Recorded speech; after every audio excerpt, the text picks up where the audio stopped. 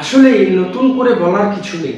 আমাদের আশেপাশে এমন কিছু মানুষ থাকে, বা আপনার অফিসে হোক, বা আপনার কলেজে হোক, বা আপনার স্কুলে হোক, বা যে কোনো জায়গায় হোক, আমাদের আশেপাশে এমন কিছু মানুষ থাকে বা এমন কিছু মানুষ আছে যারা অন্যের ভালো দেখলেই তাদের চুলকাচুলকি করতে ভালো লাগে। আমি চুলকাচুলকি কথাটা কেন বললাম, যে অফিসে সে আপনার সাথে পারছে না, বা আপনার কাজের থেকেও সে দেখাতে চাচ্ছে যে আপনার থেকেও সে ভালো কিছু পারে, কিন্তু সেটা কিন্তু আসলেই সে পারে না। সেটা আপনাকে দেখানোর জন্য বা বোঝানোর চেষ্টা করছে। বসকে রীতিমতো তেল মারছে এবং আপনার নামে মনে করেন বসকে নিন্দা করছে, বা আপনার নামে বসকে বলছে, কিন্তু আপনি তা জানছেন না, বা আপনি তা কখনো বুঝতেই পারতেছেন না যে আপনার নামে সে বসকে বলতেছে বা বসকে জানাচ্ছে মিথ্যা কথাগুলো। সো আপনাকে সবসময় সাবধান থাকতে হবে এই ধরনের মানুষগুলোর কাছ থেকে, কারণ এ ধরনের মানুষগুলো তো কথা লাগাবেই, কিন্তু মানে এটাকে বলা হয় এক ধরনের তেলবাজি।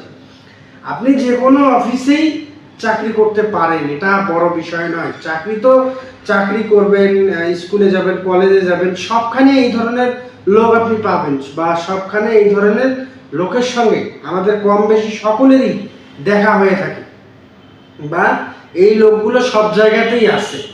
যে তেলবাজি, তারপর বসের কাছে ভালো থাকার জন্য মিথ্যা কথা বলা, অফিসে কলেজে যদি কেউ টপার থাকে সেই টপারকে দেখতে না পারা, তাকে দেখে হিংসা করা, বা ইউনিভার্সিটিতে আপনি একজন ভালো টপার, আপনাকে দেখে হিংসা করে আপনার নামে মিথ্যা গুজব ছড়াচ্ছে, কথা বলছে, আপনার নামে মিথ্যা কথা বলছে।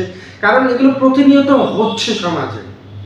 এগুলো এগুলো যারা এড়িয়ে চলতে পারে তারাই জীবনে কিন্তু আসলে সাকসেসফুল হতে পারে। আর সাকসেসের কোনো ডেফিনিশন হয় না। আমরা কিন্তু বাস্তবে বলি যে না, টাকা হলেই বোধহয় আমি সাকসেসফুল, বা টাকা আমার কাছে আছে, ব্যাংকে অঢেল টাকা রয়েছে। দেখেন একটা জিনিস কি, টাকা থাকলেই সে সাকসেসফুল না। সুখী ব্যক্তি না আসে, তার রোগ হয়েছে, সে সুখী ব্যক্তি হতে পারে না। টাকা পয়সা জীবনে আপনাকে সুখ এনে দিতে পারবে না।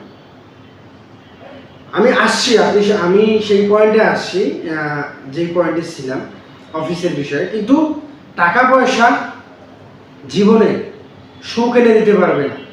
আপনার কাছে অঢেল টাকা আছে, অঢেল, কিন্তু আপনি ক্যান্সারে আক্রান্ত, আপনি লাস্ট স্টেজে চলে গিয়েছেন, অঢেল কোটি টাকা আছে, তখন আপনি কি আপনার জীবনটা ফিরে পাওয়ার জন্য চেষ্টা করছেন?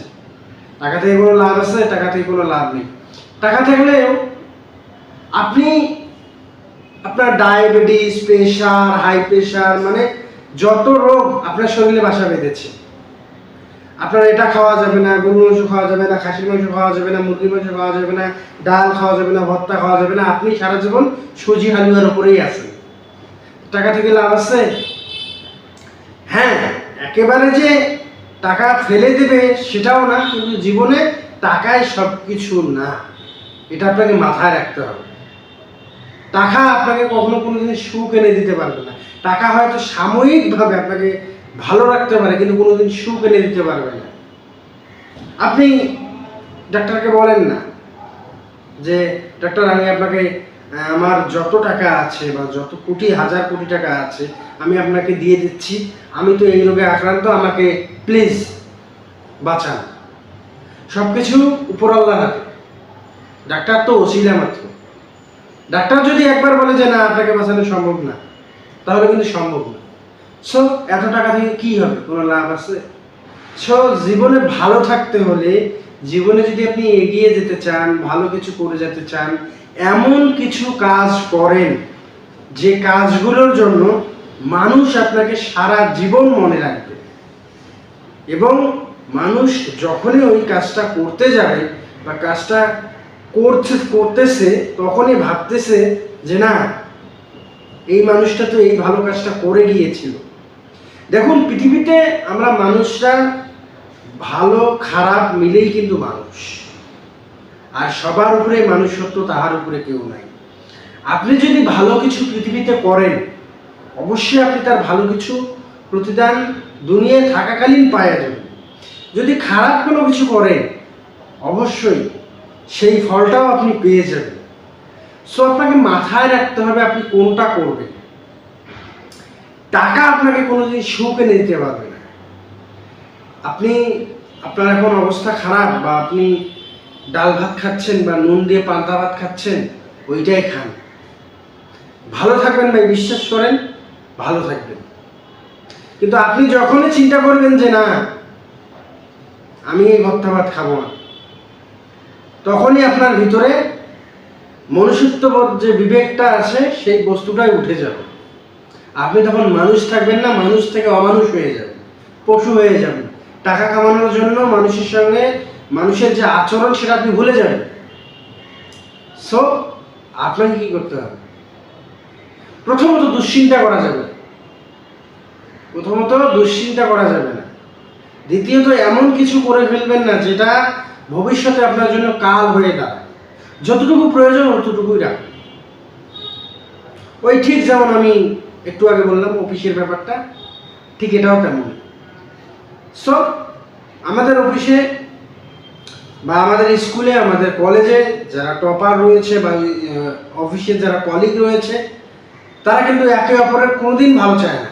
সে বোঝাতে চায় যে সেই সব পারে, আপনি কিচ্ছু পারেন না, বা সেই সব জানে, আপনাকে কথা বলার স্পেসটুকু দিচ্ছে না, বা আপনাকে বলবার কোনো সুযোগ দিচ্ছে না, আপনাকে ছোট করে কথা বলছে বা অপমানজনক কথা বলছে। কাজ আপনি যেটাই করেন না কেন, শুনুন, একটি অফিসে পিয়ন থেকে শুরু করে, অফিস সহকারী থেকে শুরু করে, তারপর মনে করেন পুরো একটা মানে হাই লেভেল পর্যন্ত, বস পর্যন্ত বা ম্যানেজিং ডিরেক্টর পর্যন্ত পদে পদে পদে পদে লোক থাকে, সর্বস্তরের লোক থাকে। কেউ কিন্তু কারো থেকে কম নয়। দেখুন, আপনি একটা অফিস চালাতে গেলে, আমি পিয়ন দিয়ে উদাহরণ দিই, আপনি বস, আপনি কিন্তু চা বানায় খেতে পারছেন না, কিন্তু যাকে আপনি পিয়ন রেখেছেন তাকে বলতে হচ্ছে যে ভাই এক কাপ চা দিয়েন তো। বলতে হচ্ছে কি না? অবশ্যই বলতে হচ্ছে। আচ্ছা ঠিক আছে। যে অফিস হবে তাকে আপনি বলছেন ভাই আপনার ওই কাগজটা নিয়ে আসেন তো, যে কাগজটা সিগনেচার হয়নি। এভাবেই তো বলতে হয় নাকি? বলতে হচ্ছে। সো প্রত্যেকটা ডিপার্টমেন্টের লোকের আলাদা আলাদা কাজ থাকে। এখন আপনি যদি তার পেছনে সবসময় লেগে থাকেন, তাহলে অবশ্যই আপনি ভালো কোনো ব্যবহার আশা করেন না, বা ভালো কোনো ব্যবহার করার প্রত্যাশাও রাখেন না, কারণ আপনার ভিতরে সেটা তো নেই। শুনুন, সবচেয়ে বড় বিষয় হচ্ছে আপনি আপনার পরিবার থেকে কিন্তু শিক্ষা গ্রহণ করছেন। শিক্ষা গ্রহণের পর আপনি কিন্তু আপনার school life, college life, university life, ওখান থেকে শিক্ষা গ্রহণ করছেন, করে কিন্তু আপনি কর্মস্থলে আসছেন। বা আপনি কিন্তু যে টপার দেখে ছোট করে দেখছেন, বা যে টপাররা আজকে সে হতে পারে নিম্নবিত্ত পরিবারে, হতে পারে মধ্যবিত্ত পরিবারে, হতে পারে উচ্চবিত্ত পরিবারে, হতে পারে সে যে কোনো পরিবারে হতে পারে, তাতে আপনার কি? সে আসছে তার নিজের যোগ্যতায়, সে ভালো কিছু করেছে বিদায় সে ভালো কিছু পাচ্ছে। আপনাকে একটা জিনিস মাথায় রাখতে হবে, আপনি যদি ভালো কিছু করেন অবশ্যই ভালো কিছু আশা করতে পারেন, কিন্তু আপনি যদি একটা মানুষের প্রতিনিয়ত খারাপ চান বা খারাপ কাজে যুক্ত থাকেন, তাহলে তো আপনি খারাপটাই পাবেন। এটাই তো বাস্তবতা, এটা তো আপনাকে মেনে নিতে হবে ভাই। আপনি যুক্তিতর্ক দেখাচ্ছেন, আপনি মানতে পারছেন না, আপনি ওই মানুষটাকে সবসময় বলছেন এই তুমি তো মিথ্যা বলো, বা তুমি তো কথা বলো, কথার পৃষ্ঠে কথা বলো। আরে আপনি যখন ওই স্যারকে কথার পৃষ্ঠে কথার উত্তরটা না দিবে, তখন সে সুযোগ পেয়ে যাবে, আপনাকে প্রতিনিয়ত কথা বলার সুযোগ পেয়ে যাবে। সেই সুযোগটা তাকে করতে দেওয়া যাবে না। সে যদি ভালো হয়, সে যদি আসলেই ভালো কলিগ হয়, বা সে যদি আসলেই ভালো টপার হয়ে থাকে, সে যদি আসলে একজন ভালো মানুষ হয়ে থাকে, তার সঙ্গে আপনি ভালো ব্যবহারটাই করবেন, কারণ সেটা তার প্রাপ্য। কিন্তু কোনো কলিগ যদি আপনার সঙ্গে খারাপ ব্যবহার করে, হ্যাঁ আমি বলছি না যে তার সঙ্গে খারাপ ব্যবহার করতে হবে, কারণ কুকুর যদি কামড় দেয়, কুকুরকে আপনি কি ঘুরে কামড় দিবেন? দিবেন না। কিন্তু কিছু মানুষ আছে যে কুকুরগুলো কামড় দিলে মনে করেন আপনি মারা যেতে পারে, সেই কুকুরগুলোকে পিড়ায় পাগল বানিয়ে ফেলা উচিত। এই ধরনের লোকগুলোকে পিড়ায় পাগল বানিয়ে ফেলা উচিত। মানে এটাই বোঝাতে চাচ্ছি, যদি কেউ আপনার সঙ্গে অতিরিক্ত কোনো কিছু করে বা করার চেষ্টা করে, তখন আপনি প্রতিবাদ করবেন। প্রতিবাদ আপনাকে করতে হবে, না হলে সে সুযোগ পেয়ে যাবে।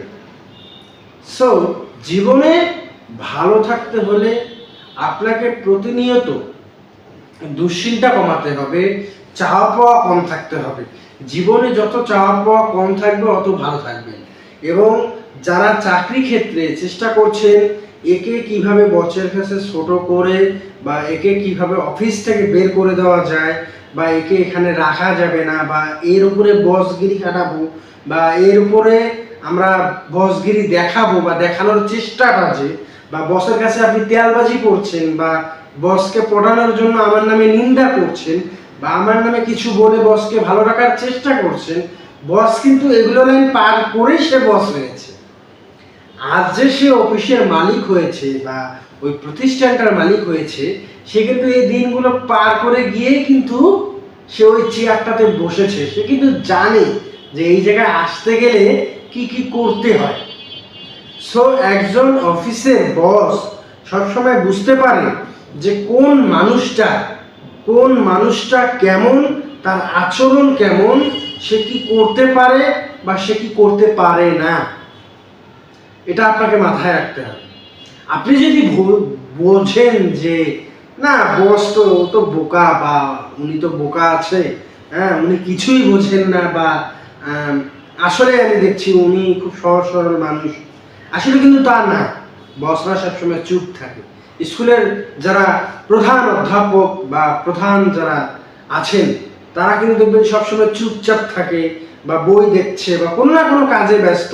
কিন্তু সে আপনাকে দেখাচ্ছে যে একজন সহজ সরল মানুষ, বা বুঝতে পারছে না, বোঝার চেষ্টা করছে না। কিন্তু সে তার ভালো স্টুডেন্ট, খারাপ স্টুডেন্ট, ভালো খারাপ মিলে সব দিকেই নজর রাখছে।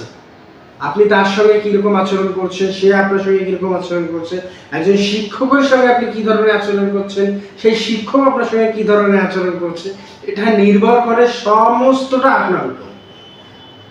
তা সেরকম অফিস, আর এই অফিসের কথা বলতে একটা কথা মনে পড়ে গেল, যে আমরা যারা সকলে কেউ না কেউ তো কোনো পেশার সঙ্গে যুক্ত রয়েছি। কেউ চাকরি করছি, কেউ আড্ডা মারছি, কেউ অফিসে বসকে তেল মারছি, কোনো না কোনো কাজের সঙ্গে তো কেউ যুক্ত আছে। কিন্তু আসলে আমাদের স্যাটিসফ্যাকশনটা নাই। আপনি দেখেন দিন শেষে আপনার নিজের আনন্দটা আপনি করতে পারছেন না, ব্যস্ততা বেড়ে গিয়েছে। দিন শেষে আপনার ব্যস্ততা এত পরিমাণে বেড়ে গিয়েছে, নিজেকে সময় দেওয়ার মতো সময় আপনার হাতে নেই। সকালে ঘুম থেকে উঠে অফিস, অফিস থেকে এসে ঘুম, ঘুম থেকে উঠে অফিস, অফিস থেকে এসে ঘুম। আপনার নিজেকে কখন সময় দিবেন? এই জন্য অনেক সময় মানুষ অনেক সমস্যায় ভোগে। এটাও এক ধরনের অসুস্থতা বা অসুস্থ, উনিও একজন রোগী। তো নিজেকে একটু প্রায়োরিটি দিন, নিজেকে একটু সময় দিন, পরিবারের সাথে সময় কাটান। হ্যাঁ, অফিস আপনি করতে পারেন, এটা কোনো ব্যাপার না। সো আপনারা যারা তেলবাজ আছেন, হ্যাঁ আপনি ধরে ফেলছেন, আপনাকে বলতেছি, আপনারা যারা তেলবাজ আছেন বা তেলবাজি করতেছেন অফিসে, কোনো লাভ নাই। আপনার মালিক বা আপনার বস এগুলো কিন্তু অনেক আগে করে এসেছে। So be careful. আপনি যেটা করছেন আপনার বস এটা বুঝতে পারছে, প্রতিনিয়ত বুঝতে পারছে যে আপনি তেলবাজি করছেন। সো সাবধান। আর টপাররা ওয়েলকাম, আর যারা টপারকে কাটিয়ে এগিয়ে যেতে চাচ্ছেন তাদেরকেও ওয়েলকাম। কিন্তু যারা তেলবাজি করে শিক্ষকের কাছে ভালো যাওয়ার চেষ্টা করছেন, যে স্যার ও তো দেখাচ্ছে টপার, কিন্তু তলে তলে এরকম ভালো না, ঠিক আছে, ওটা বলে লাভ নেই। শিক্ষকরাও বোঝে সব কিছু, মানুষ আমার সব কিছুই বোঝে, কিন্তু চুপ থাকতে পছন্দ করে।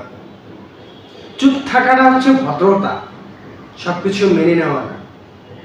এটা হচ্ছে ভদ্রতা, এটা ফ্যামিলি থেকে শিখে আসতে হয়। বা আপনি ইউনিভার্সিটির লাইফ শেষ করেছেন, কলেজ লাইফ শেষ করেছেন, স্কুল লাইফ শেষ করেছেন, সেখান থেকে শিখে এসেছেন। এত সহজ সব কিছু নয়, সব কিছুকে এত সহজভাবে নেবেন না। ঠিক আছে, ভালো থাকবেন, সুস্থ থাকবেন, ইয়োর সাগরকে ফলো রাখবেন। ধন্যবাদ।